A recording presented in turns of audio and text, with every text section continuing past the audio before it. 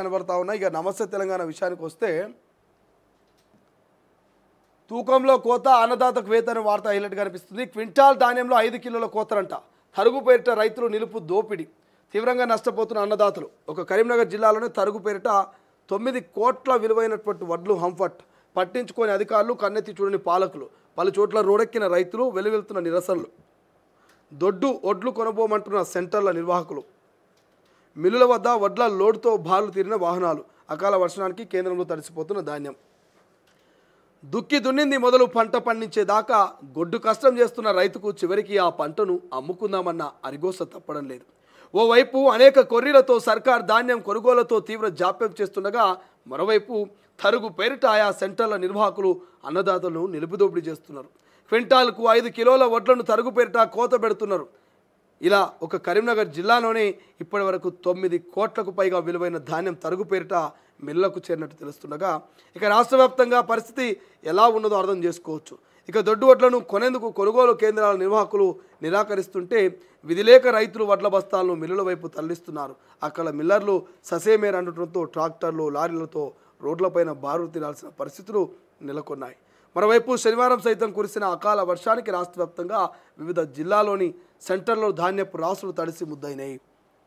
చూడండి, ధాన్యం కొనుగోలులో ప్రభుత్వ జాప్యం కారణంగా కేంద్రంలో నిల్వ చేసిన వడ్లు అకాల వర్షానికి తడిసిపోయి అన్నదాతలకు మరింత నష్టం వాటిల్లుతున్నది.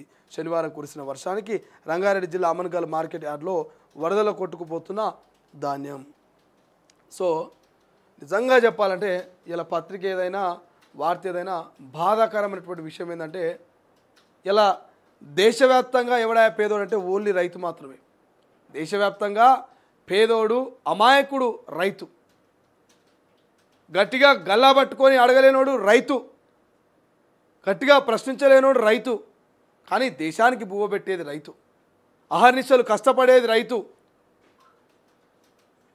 ఏది ఆశించకుండా పనిచేసేది రైతు.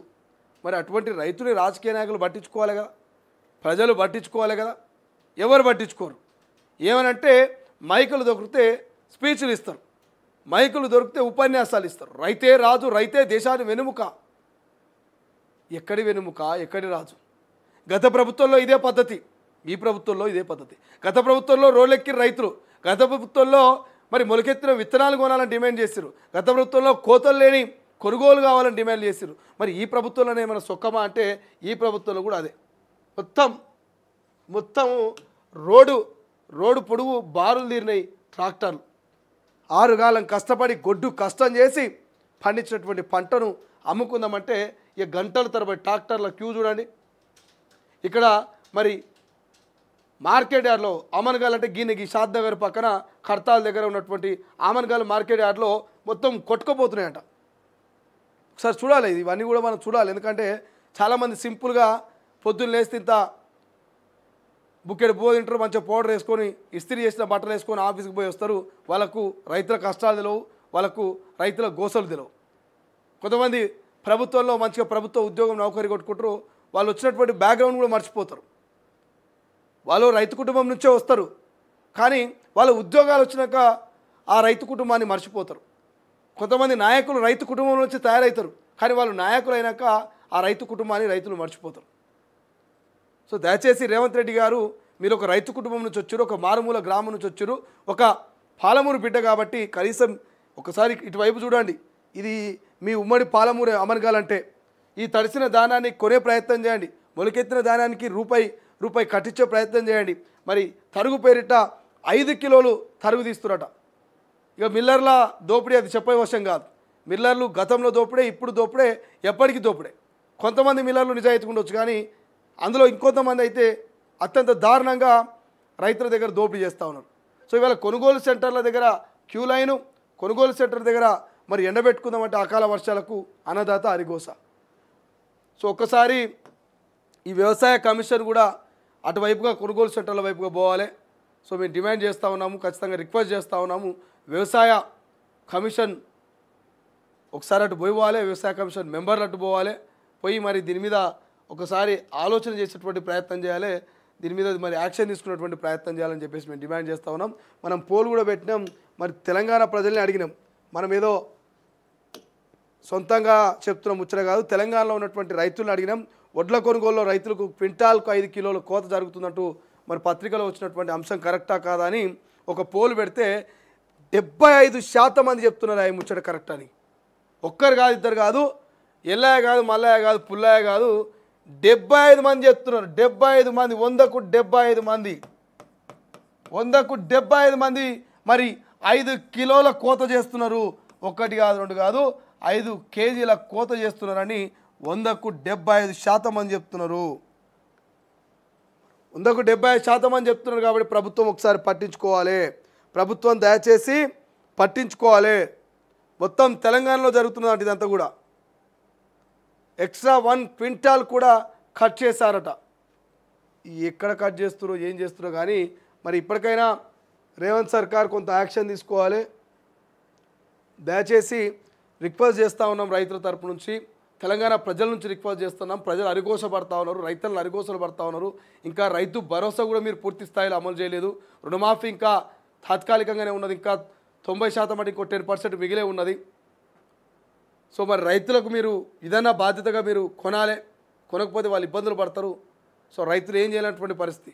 సో ఎద్దేసిన వ్యవసాయం, రైతు ఏడ్చిన వ్యవసాయం బాగుపడ్డట్టు చరిత్రలో లేదు. కాబట్టి రేవంత్ రెడ్డి గారు ఇప్పటికైనా దీని మీద నజర్ వేయండి, అధికారులను అలర్ట్ చేయండి. స్థానికంగా ఉన్నటువంటి ఎమ్మెల్యేలు, స్థానికంగా ఉన్నటువంటి నాయకులంతా కూడా ఈ వడ్ల కొనుగోలులో మీరు చురుగ్గా పనిచేయాలని చెప్పేసి మేము రిక్వెస్ట్ చేస్తున్నటువంటి పరిస్థితి ఉన్నది. సో ఇది ఇవాళ మార్నింగ్ న్యూస్. మన మార్నింగ్ న్యూస్లో క్లియర్గా అన్ని అంశాల గురించి డిస్కషన్ చేసుకున్నాం. ప్రధానంగా కాశ్మీర్ వ్యవహారము కంచె దాటి బయటికి పోయింది. పాకిస్తాన్ భారత్ మధ్య యుద్ధానికి దారితీసింది. కర్రెగుట్టల్లో భూగర్భంలో ఉన్నటువంటి బంకర్లలోని మావోయిస్టులని ఎట్టి పరిస్థితుల్లో వదిలిపెట్టొద్దంటూ పోలీసు బలగాలు నిత్యం నిఘా పెట్టినాయి. అక్కడ టవర్లు ఏర్పాటు చేస్తూ ఉన్నాయి, డ్రోన్లు ఎగరేస్తూ ఉన్నాయి, హెలికాప్టర్ల ద్వారా ఫుడ్ను సరఫరా చేస్తూ మరింత రెట్టింపు ఉత్సాహంతో కర్రెగుట్టల పైకి, కర్రెగుట్టల లోపలికి పోతున్నాయి. మరి ఎక్కడి దాకా వస్తాయి ఇవన్నీ అంశాలు అనేది భవిష్యత్తులో చూద్దాం.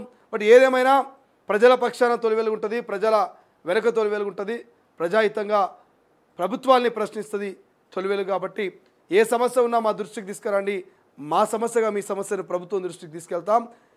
ఎవ్రీడే మార్నింగ్ 7:15కి మీకు మార్నింగ్ షో ఉంటుంది. సో మార్నింగ్ షోలో మీరు కామెంట్ చేస్తారా, లేదంటే పోల్లో పార్టిసిపేట్ చేస్తారా, మీ ఇష్టం.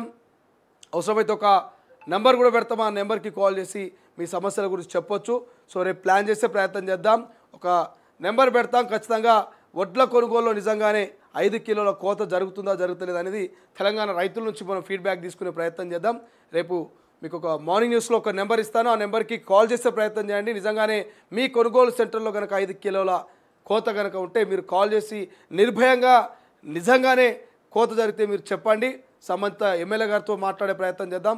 ఈ సమస్యని ప్రభుత్వం దృష్టికి, సంబంధిత జిల్లా అధికారుల దృష్టికి తీసుకెళ్లేటువంటి ప్రయత్నం చేద్దాం. రైట్, మీరైతే చూస్తున్నాండి తొలి వెలుగు. మరిన్ని వార్తలతో మళ్ళీ కలుద్దాం. అది భారత్ పాకిస్తాన్ మధ్య యుద్ధం జరగబోతుందా అనేటువంటి అంశం గురించి చర్చ జరుగుతుంది. కేవలం మన భారత్లో